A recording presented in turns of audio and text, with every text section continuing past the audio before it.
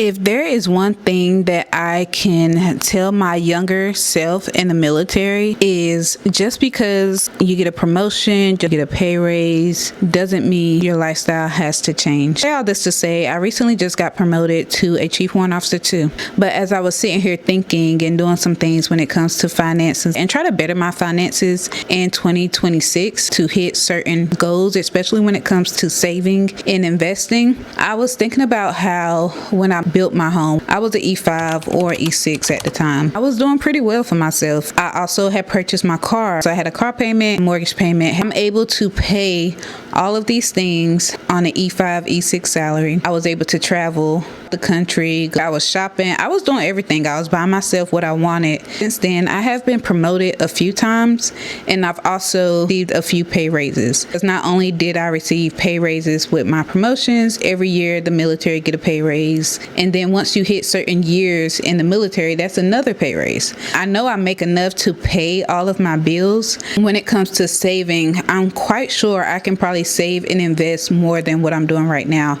Right now, I have an allotment where every time I get paid, about $250 come out and go to a savings account that's directly for investing in stocks. It's specifically for investing. I was working with someone when it comes to investing. He told me this year is that every dollar that comes into my account needs to have a job. It needs to go somewhere. So that's one thing that I'm going to be working on in 2026, giving my money a job. I just say all this to say, especially as a junior soldier coming up, once you get to that sweet spot where you're doing good for yourself, start saving, start investing, because it's going to reward you in the end.